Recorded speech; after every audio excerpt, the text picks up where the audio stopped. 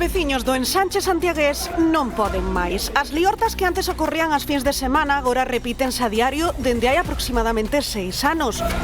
Dúcias de mozos andan a golpes pola zona nova. Os veciños califícano como batallas campais pola multitude de persoas que se involucran. A policía acode ao barrio día sí e día tamén. Quitaron a porra, cara. Vivir no ensanche non é fácil. Algúns habitantes ata pensan en abandonar o lugar por estes problemas cos que teñen que convivir. As navalladas non son novidade, no ensanche as agresións non discriminan a ninguén, mesmo contra os comerciantes. Un deles foi agredido por varios mozos cando se dispoñía a abrir o seu local. Eu lo doy das niñas, volto a mamá, para que non coñe o teléfono. Entonces xa, despois dixen vai salindo. Entón xa, cando veigo que avisei a un veciño, pois xa se puso peor e xa empezou a pegar. É habitual que nas pelexas se ameacen con todo tipo de obxectos, incluso con botellas cortadas e navallas. Os comerciantes están atemorizados e temen que haxa outra desgraza, xa que hai 2 anos un mozo faleceu por este motivo ás portas dun pub. Sí que hai tensión cando pasan estas cousas. Medo non é que non teñas medo por ser valiente nin nada, pero sí que certa tensión en certos momentos. Dende aquela, as discotecas e os after hours da zona están no punto de mira da veciñanza. Alertan tamén do trapicheo de drogas en varios locais e pisos que din que contribúen a aumentar a violencia.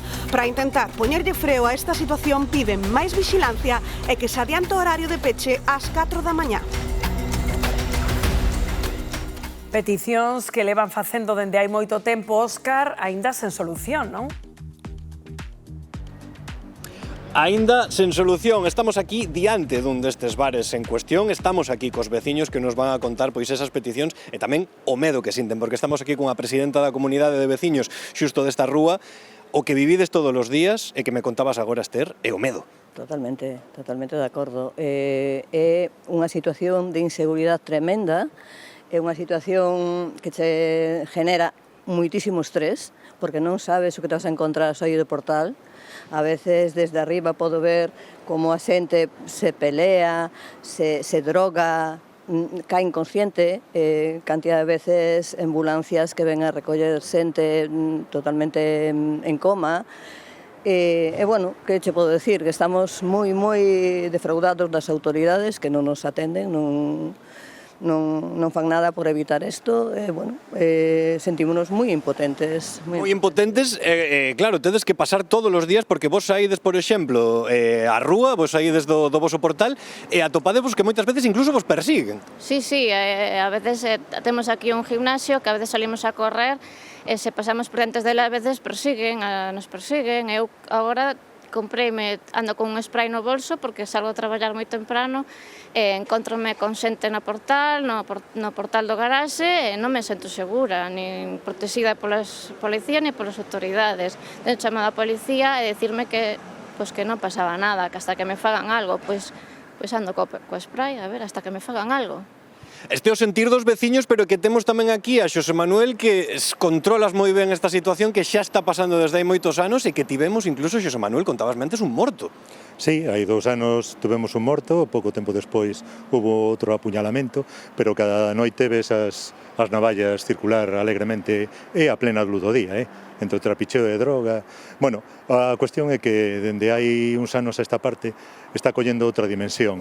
Estamos vendo como colléndose un modelo de ocio nocturno donde a rúa é utilizada como unha extensión gratuita destos locais e donde os que son os empresarios sin escrúpulos utilizan a rúa para botar a ela aquela xente demasiado violenta. A partir das 4 da mañán o grado de violencia é extremo e cando esta xente ten problemas bótanos á rúa, que é onde teñen lugar todas as pelexas, os asesinatos cando os hubo, e non me extrañaría que en calquer momento volva a haber algo así.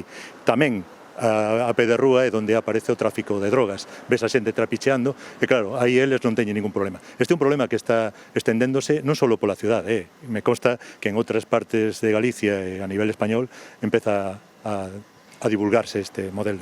Desde logo, isto é o que vos contaron os veciños que o viven cada día e por iso estas peticións que fan para intentar controlar un pouquiño estes locais de ocio nocturno, Rocío. Grazas, Óscar, pois preocupante, Patricio, que estaba contando este home, non? Estamos ante un novo fenómeno Vimos de falar da Milagrosa, agora deste lugar de Santiago, un fenómeno de algaradas na rúa ou Sí, como? do centro de Santiago, ademais estamos Non, as falando. imaxes son brutais, Praza Rosa e o seu entorno cada vez vaise ampliando máis ese radio de acción, pero un problema que leva anos larvándose e que agora mesmo fai xa 3, 4, 5 anos, xa estamos vendo resultados moi preocupantes. Fai 2 anos mataron a un rapaz, falaba unha veciña aí dun gimnasio, as cámaras dese gimnasio favoreceron resolver o crime, porque gravaron como ese rapaz era acoitelado en plena rúa e aos poucos días acoitelaron a outro máis. E que nos din os axentes sobre isto, Rocío? Pois o que nos contan é que hai xente que sae de festa directamente armada e que é certo que nos locales non as deixan entrar armada, pero que esos machetes cos que sae, que non son armas de oportunidade, que esos machetes, esos coitelos dos que falaba o veciño, cos que saen, escóndenos entre os muros ou nas papeleiras ou debaixo dos bancos, e cando saen dos locais e cos que empezan a ter pelexas e, claro, son moi violentas porque unha cousa é dar puñetazos e outra cousa é dar coiteladas, que é no que estamos agora mesmo. É certo que a presencia policial durante un tempo se incrementou, pero agora volvemos a estar un pouco na mesma situación e a preocupación dos veciños é moi comprensible e moi lexítima, porque efectivamente é unha zona, eu que vivo en Santiago, pola que pasar de noite, o sea, eu teño policías que a mí me recomendaron non aparcar nesa zona de noite directamente. Pois que eso é algo moi preocupante, Javier, estamos vendo esas imaxes, esa escalada violenta, insisto, que nos alertan que empeza a non ser puntual. Sí, é que é un problema, como dicían, parece que se está a implementar ese novo modelo de ocio nocturno. Ese modelo leva aparelladas cousas que polo menos resultan sorprendentes, non? Como que as navalladas poidan ser algo habitual, como que a xente teña que ir ao gimnasio con sprays para protexerse. En definitiva, que a xente por mor dese novo modelo de ocio está a ver prexudicada a súa vida. E unha vez máis, como no anterior caso de Lugo, pois neste caso os principais afectados son os veciños que non poden levar a cabo a súa vida con normalidade. Unha dúbida rápida, Sosantón, con tema das armas, que unha vez temos falado aquí, é dicir, preventivamente os axentes se poden facer algo? Se pillan alguén cun coitelo, ir a tomar un café ás 8 da mañá? Sí, claro que sí, é dicir, non se pode andar con armas pola rúa, é dicir, eso está totalmente prohibido.